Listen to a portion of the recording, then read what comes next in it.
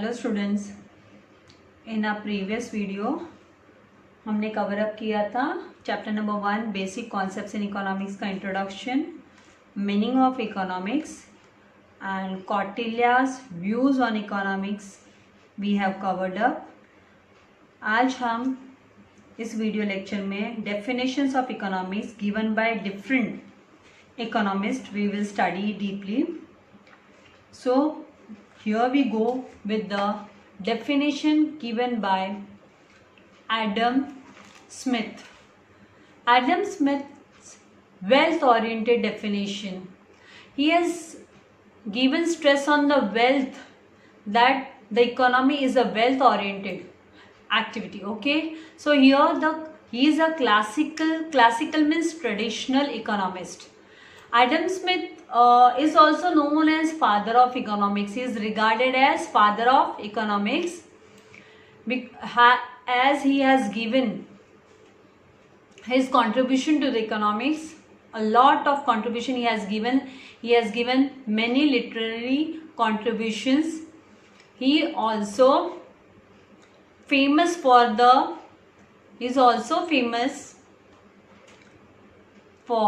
his 1776 piece of work. It's a special studies he did on a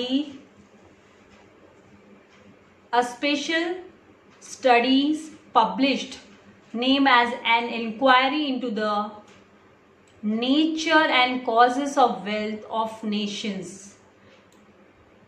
Here Adam Smith defines economy as a science of wealth. According to him, it is not only but it is a science of wealth. He means that it is the accumulation of wealth. It is a science of wealth, how you manage it, how you accumulate it. Okay, so now with these key points of Adam Smith's definition, what are the key points? He says that it should be laissez-faire. That means it means that without any intervention, a non-intervention of government, means there should not be any intervention, means interference of the government. Government should allow private business. Who means Adam Smith, classical economist Adam Smith का कहना है कि government should promote private businesses. Government should not interfere in private businesses so that the wealth can get accumulated more and more. He said that capital and wealth, his definition says that capital and wealth accumulation, he gave more stress on the wealth accumulation, and nature's law in economic affairs, that how nature contributes in the economic related matters, how it is important, how nature plays an important role, and division of labor as an aspect of growth theory, that how the work should be divided, a division should be made in the labor so that it will contribute in the growth of theory. So these are his key points. Whose key points? Adam Smith's, regarding the definition he has given, wealth oriented. So these are the key points. Now here in the do you know, you have to study do you know as well. Okay, Paul Romer and William Northodos have won Nobel Memorial Prize. They have got Nobel Memorial Prize in Economics for 2018. Means in 2018, the year 2018, economist Paul Romer and William, these are the modern economists. Okay, William Northodos have won Nobel Memorial Prize in Economics. Now Paul Romer tends to be described as a growth theorist. Means he has given stress to the growth theories, how the growth and development can be done through economics. And Mr. Nordas has remarkably contributed to the field of environmental economics. He has given his contribution, his remarkable contribution, important contribution for the environmental economics. So both of them are awarded with the Nobel Memorial Prize in the year 2018. Now you have to find out this, that other Nobel Prize winners in economics. You have to make the list of the economists, those who all have got the Nobel Prize winners in economics. Now coming to the next, second economist who has given the definition of economics. Here the Professor Alfred Marshall, he has given welfare oriented. He has not only given the wealth is needed, but it should be welfare oriented. He gave that he is a neoclassical economist. Neoclassical means new revival economist, classical economist. He's Alfred Marshall. He says that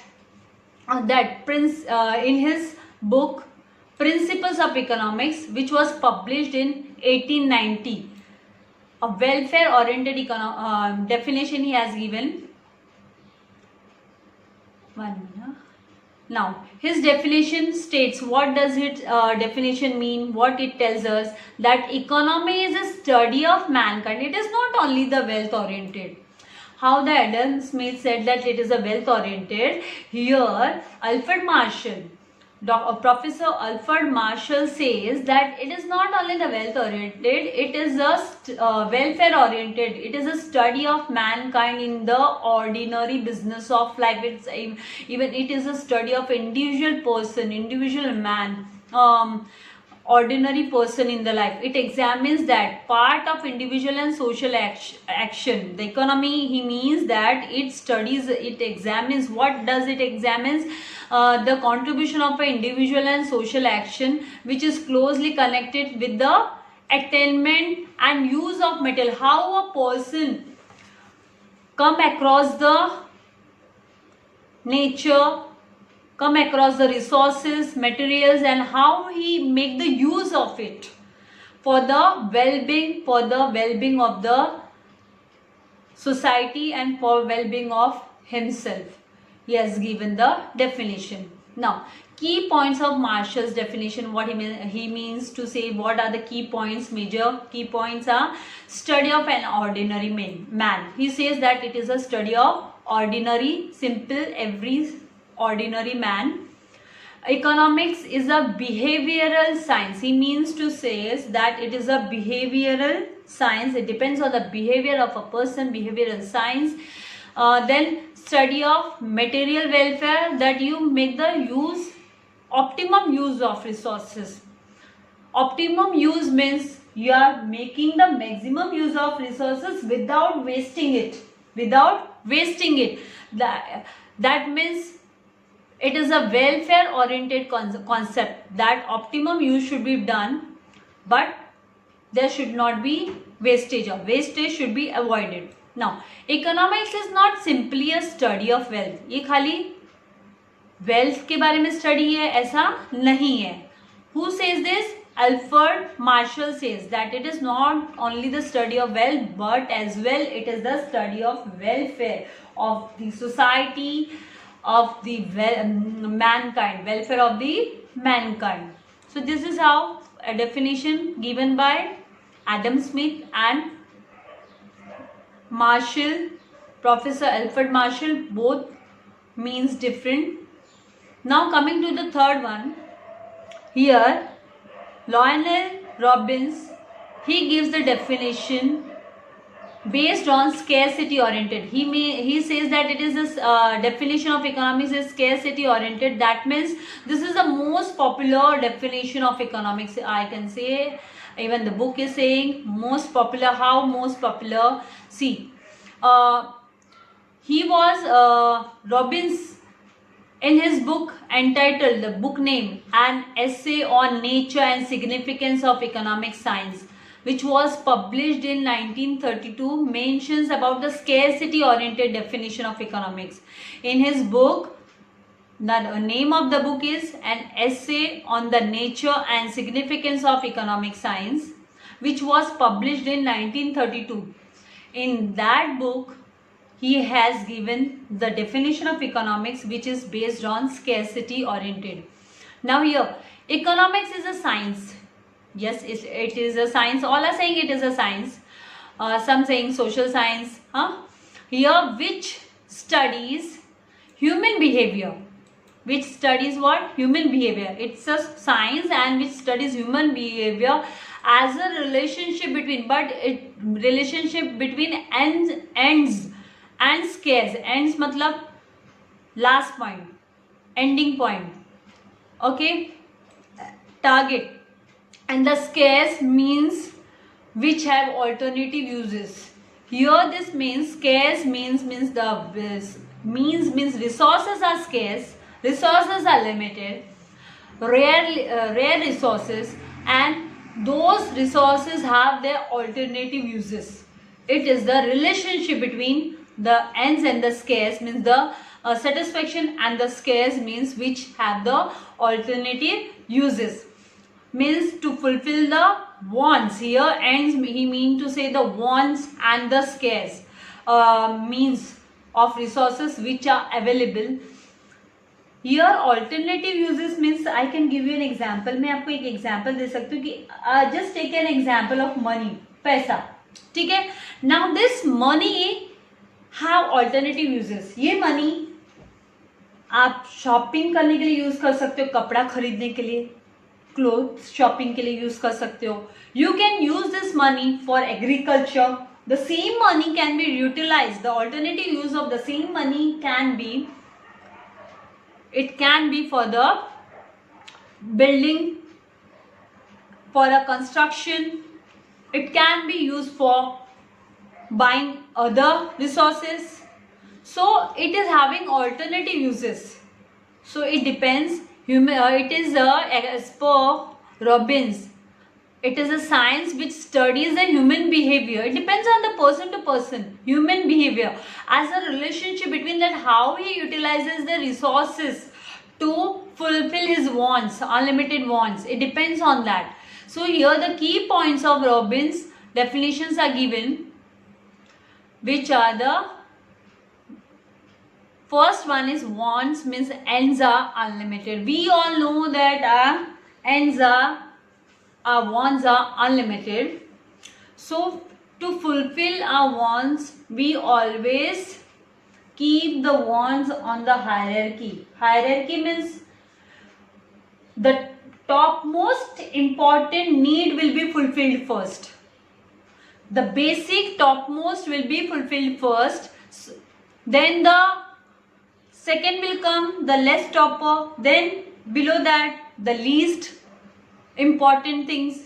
This way, this is called hierarchy. The most important will be kept on the top while fulfilling the wants. Now, means are comparatively limited. Obviously, means are comparatively limited if we take as a household also, as a particular individual person also. If suppose you get your pocket money, in that month your friend's birthday comes, you have to give your friends, then you have your other desires to buy things. So you have to think, you have to plan out. The means are scarce, but your wants are more, your wants are unlimited. So you have to accordingly, you have to keep the things in hierarchy, and then you have to keep on fulfilling one by one your wants. Now, third, wants are gradable on the basis of priority. See, I already used the word hierarchy, that wants are gradable on the basis of priority. Which want should be given the priority, which want should be kept in the hierarchy. Okay, kept on the first topmost important list in the list, that this is the topmost. First I have to fulfill this want, then I will go for the other wants. Okay, so this way.